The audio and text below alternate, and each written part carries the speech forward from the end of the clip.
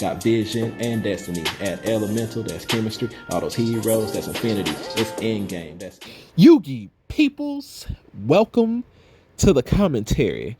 Alright, so as y'all will see right here, we did win the dice roll, rolling the big 11, but we are on a going second evil hero deck, so we go ahead and allow our opponent to go first.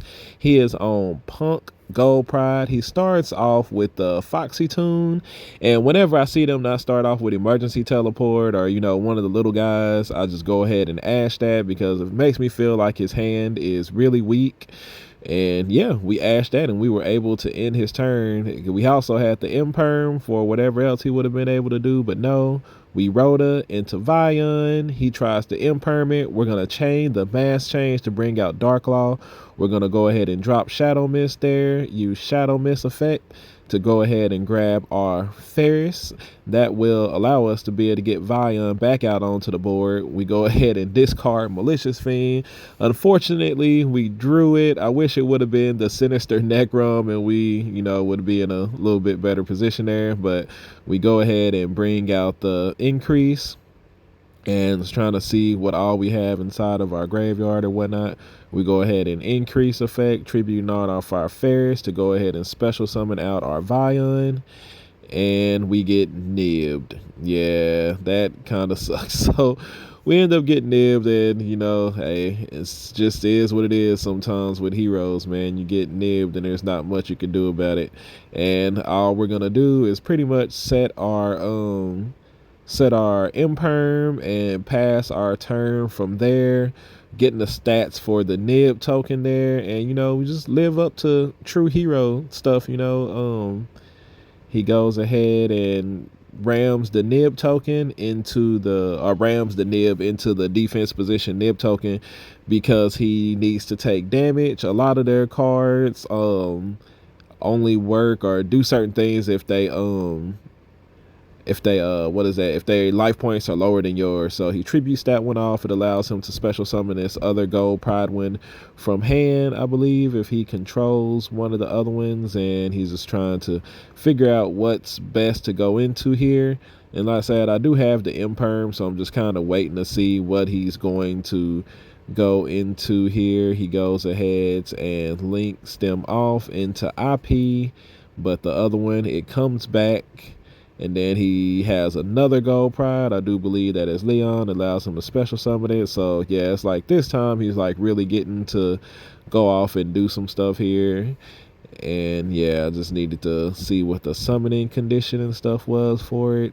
He goes ahead and I do believe he synchros those off into whatever this synchro monster is, but because of one of the effects that he used, he is locked into I think Punk synchro monsters. I think, yeah, so he couldn't go into that synchro monster. And I think what ended up happening is like he had to end his turn here, but they have like some quick effects to allow them to synchro summon. So it's like I have to be careful here with what's going here. Oh yeah, also he gets the nitro token that has the ability to throw to just like destroy a whole bunch of my stuff. But fortunately we drew Ferris for turn. This card, comes in pretty clutch since it is a token. We will just be able to tribute it off for Ferris to keep him from just like blowing stuff up. So we tribute the token off for Ferris. He is a 5-star. Don't forget, sometimes you just got to tribute summon him. In my deck list that y'all saw, there's only one increase off inside there. So we're not going to get the effect to special summon our increase. And he's going to use one of the quick effects to synchro. And unfortunately, because he doesn't have enough of the other, I think he had to have some I forget what he has to have something off in there that allows him to bounce cards, which we would have impermed it, I do believe. Nah, we probably would have just let it go because I have the Miracle Fusion. So yeah, we activate the Miracle Fusion. It's going to allow us to do quite a little bit few things, such as win this game. And we're going to go ahead and take game one, and yeah, it's just like, you just got to navigate as best you can when you don't have the best hands. I feel like, the draw in the Ferris was pretty clutch because it allowed me to tribute off that token, because I think as a quick effect, he's just able to what is it, like blow up everything around it, like in all the zones, like the spells and traps, monsters, and just everything. And yeah, they always position it in like the spot that's gonna just like completely mess you over. Yeah, so now going second into this deck, I think I kind of sided out stuff like Ash and Imperm, and kind of like a lot of the single hand traps that they usually typically play around, because usually they play around Ash. That's how I got lucky right there that he started off with the Foxy tunes. So, you know, it just let me know that his hand was pretty weak overall, and that's why we just went ahead and ashed it there. But usually, you know, they start off with like a normal summon something, pay 600, which you gotta like imperm, and then, you know, try to ash the Foxy tune later, and somehow they still end up playing through all that stuff, because they just have like free special summons when they get monsters out there on the board. And yeah, there goes the emergency teleport. You know, saying, you know, he's gonna bring out something, be able to pay 6. And I believe like the reason why the choice is so hard for him at this point is because they're one of those decks that when you activate your first effect, you have to be thinking, what do I do with what I brought out if I get Droll and Lockbird here. So he gets the field spell that's going to allow, and then he's got the Foxy tune there, and the field spell is pretty good. It allows them to draw, I think, up to a couple times and stuff, like whenever they synchro or something like that. I don't know. I know kind of like how the deck ends. I don't remember exactly like what each card does, but I've had played against it quite a few times. It's actually like really good inside of in the whatchamacallit, when we play our rogue format tournaments, because none of their stuff is like really hit. So it's like they're a full, you know, full engine going out thing. I think like they have, yeah, I don't think there's any restrictions on this deck. I don't know why more people don't play it off in the rogue format. It's like pretty crazy, but I think maybe it's because they have like a bad time going second. Maybe that could possibly be it.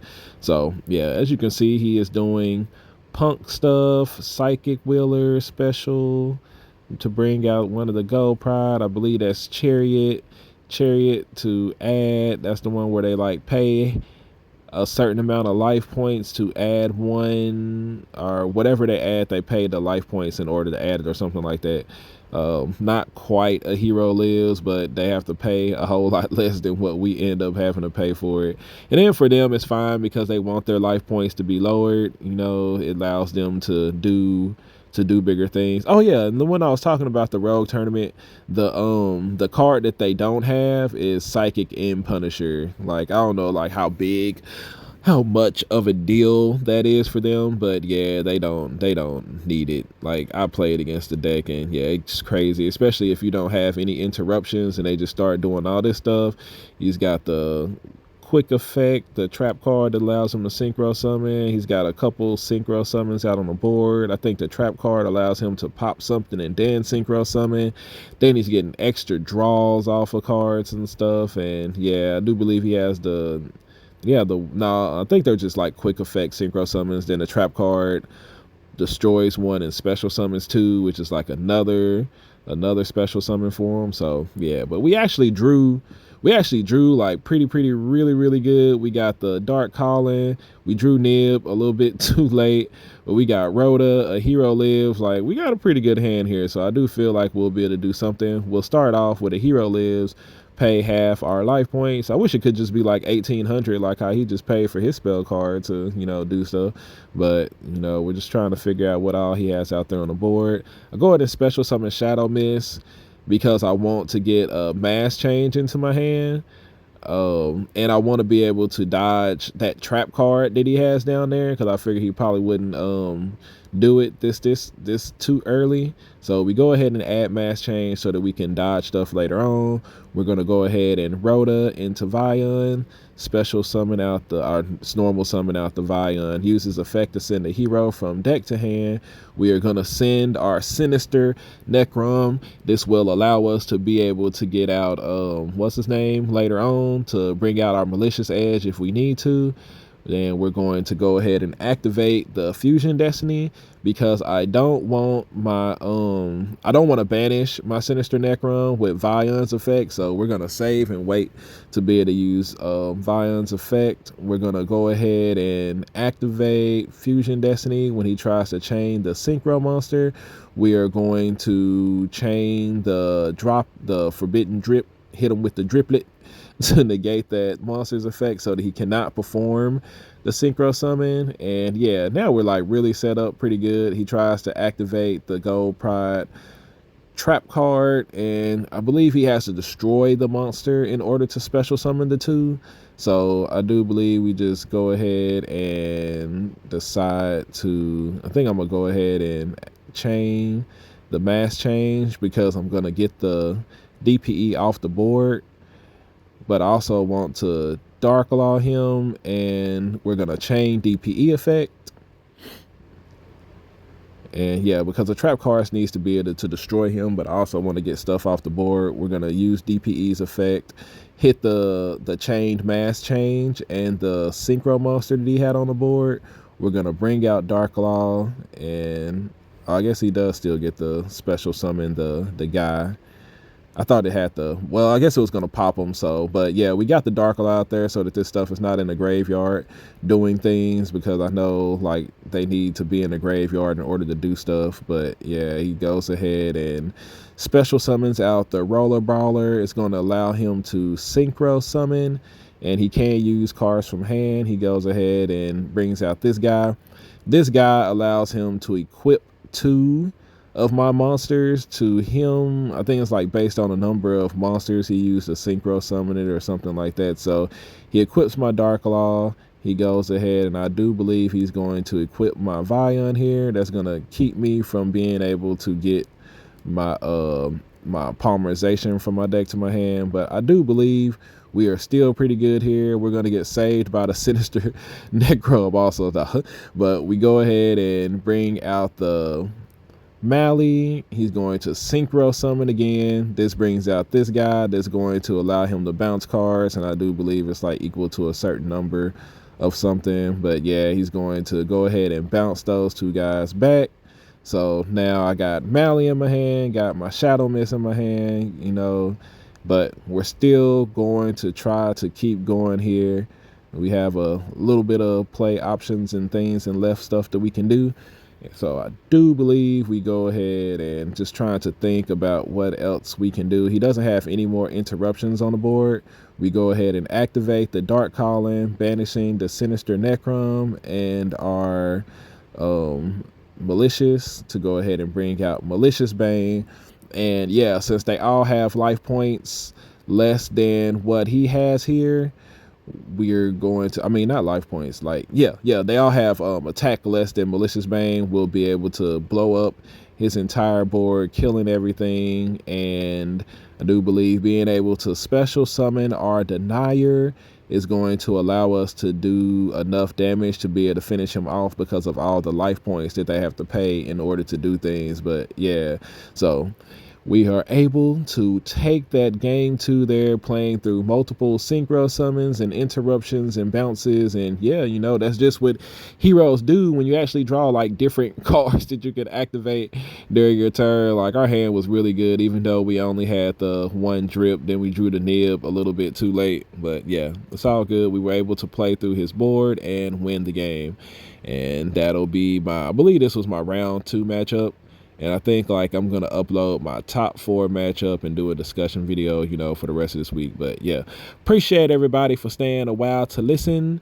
Also, if you go to my website, OCGHero.com, until all this week is kind of like a Cyber Monday sale. Y'all probably won't like too much, but it's buy 2, get 1 of the Proximine, the little gold, the gold sleeves free. So it's buy any 2 packs of sleeves and get 1 of those Proximine gold sleeves free. I don't even know how to say that word, but yeah, catch y'all on the next visual. My wingman, he come through, he level up, he go cool, he's shining out and popping 2 over 9K. That's a breakthrough. We on top now. Here's a look at our world.